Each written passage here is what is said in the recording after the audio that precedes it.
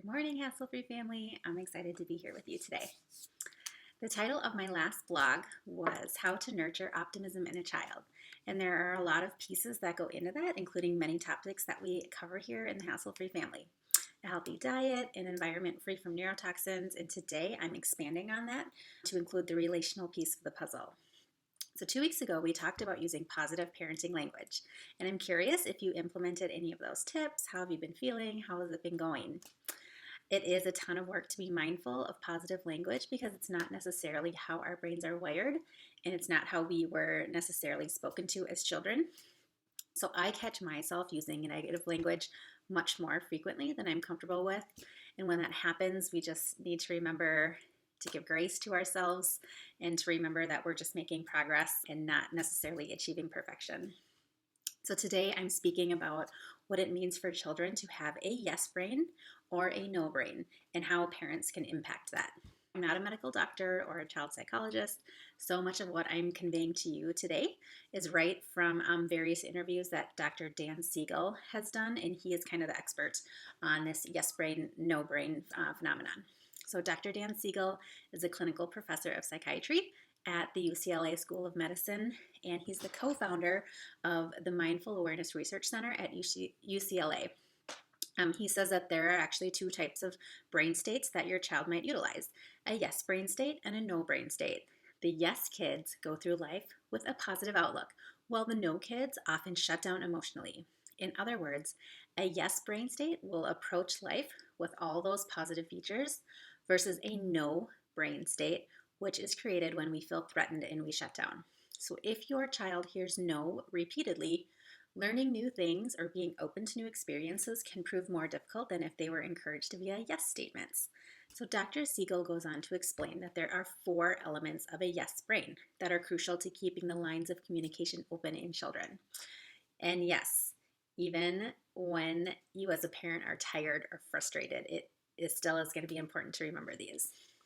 So those 4 elements are balance, to help kids embrace the emotional experience; resilience, to help the brain move from a reactive state; insight, for understanding their response as well as that of others; and empathy, to help them understand how they respond to the feelings of others. So when you put those 4 things together, you're not a permissive parent, you're not catering to your child's every need, you're not spoiling them, you're simply creating a set structure and reasonable limits in a way that let their brains process what is being said and what is being done. So in the end, it's all about helping your child develop traits of positivity, something that's less likely to happen if they hear no without being introduced to the tools that will assist them in navigating disappointment, rejection, and patience. So then, of course, there's the way your child might interpret the word no. And if your child is asking for your time and you're frazzled, you're in the middle of 10 different things, and as a result you fail to offer any empathetic reasoning or realistic expectation as to why you can't address your child's need immediately, they'll eventually internalize that no to mean that there's no point in talking to you at all. So understanding the why behind the no is a vital part of your child's development. And neuroscientist Andrew Newberg and Professor Mark Robert Waldman, authors of the book Words Can Change Your Brain, talk about the consequence of hearing no, equating the release of stress hormone with the negative reaction to the word. And when those stress chemicals are released, it's not only the brain that's affected, the results can be an anxious and irritable child who eventually becomes incommunicable. So in no way does saying yes mean that you're relinquishing your power as a parent, and we all like to hang on to that power, but instead it means that you're using the power of yes to help you guide your child through the constant change that is childhood. So the next time you're inclined to say no, think it through. What you say next might not solve all your problems, but it may be the very thing that transforms your child's otherwise negative reaction to something more positive, open-minded, and productive. Have you ever seen an improv comedy performance? What is the key to that performance flowing so well? Well, their secret is the yes and technique. They never reject the idea put forth by the other person. They just accept it and they add on to it. So that's exactly what we're going to use as the basis for this type of communication.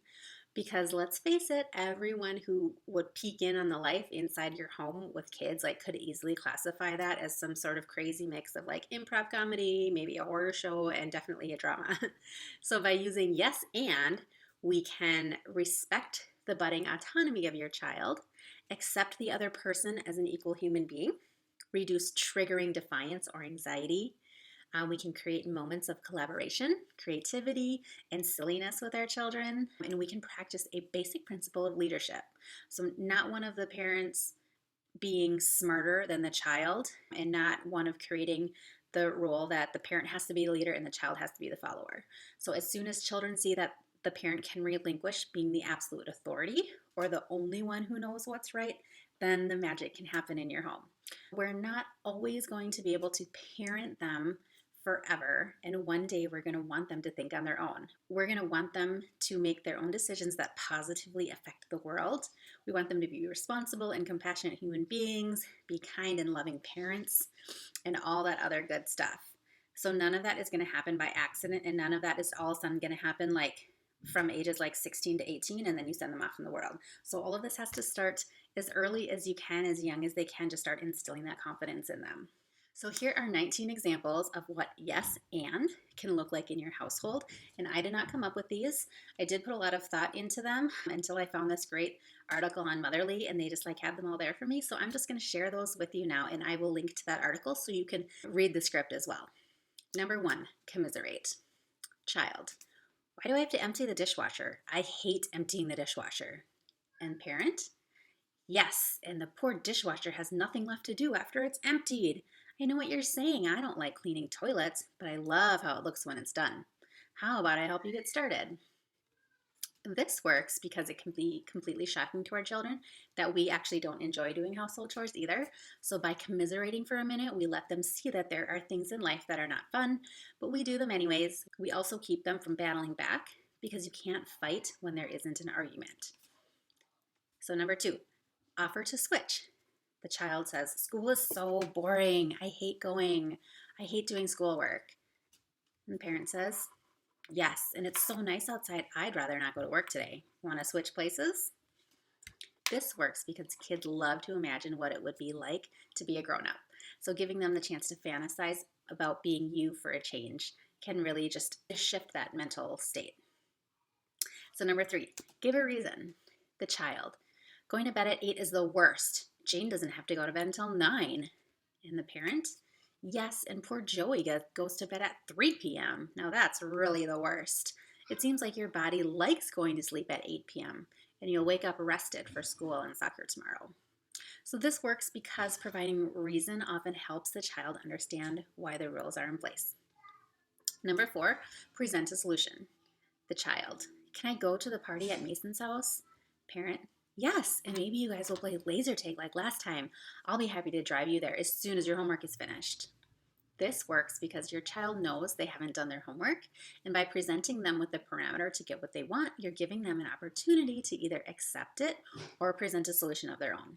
Number 5, let yes and stand alone.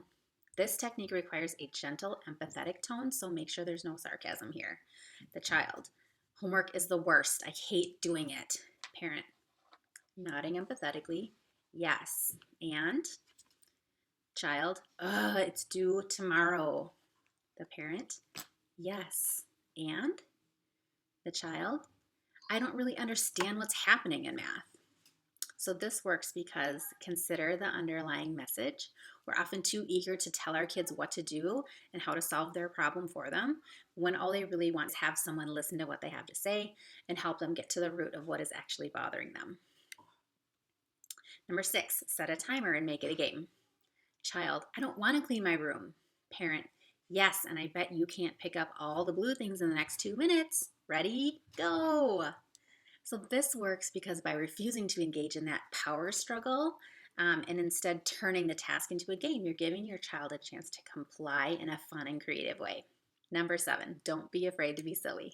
Child, I want ice cream for breakfast.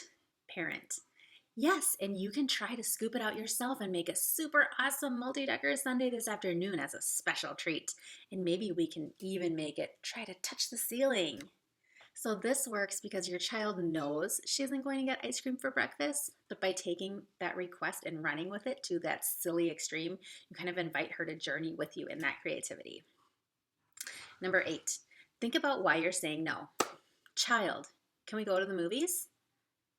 Then pause and think. Parent, yeah, and it will be especially fun to get there early and grab your favorite seat in the front row.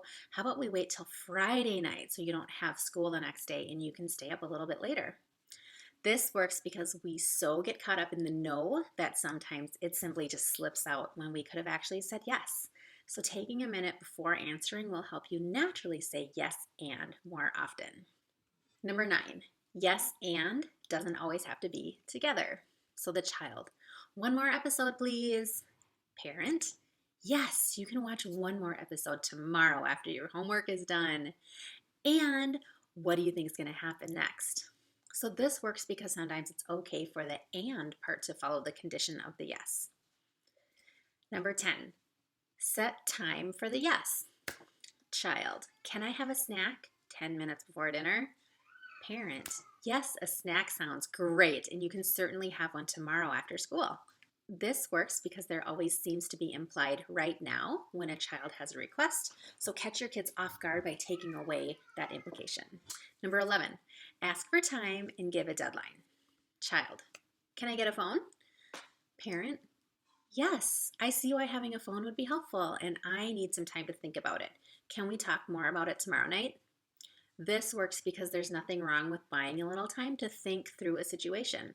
Just be sure to give yourself a deadline and revisit that topic so you can truly think it through without being bombarded repeatedly by that request. Number 12, put the responsibility back on them. The child, can I get a new video game? Parent, yes, I saw that Ninja Fish is out and I know you'd love to play it. I would love to help you make a plan to earn the money for it. So this works because empowering your kid to be critical thinkers and take the reins of responsibility will serve them well in the long run. Number 13, redirect the enthusiasm. Child, say they're like 3 or 4-ish. Can I make lunch on the stove? Parent, yes, and wouldn't it be fun to prepare an entire picnic on the floor for our stuffed animal friends? Let's do it together in your play kitchen. This works because there's nothing worse than unintentionally squelching children's enthusiasm for a task than telling them they can't do it. So use these golden opportunities to teach them how to safely perform that task. Number 14, work together. Child, mowing the lawn is awful. Parent, yes, and pulling the weeds is even worse. I hear you. How about I start pulling weeds and you start mowing? So this works because work goes by much faster when you are there with someone else. Solitary jobs like mowing the lawn or dishwashing are tough for social kids, so instead take the time to work near each other.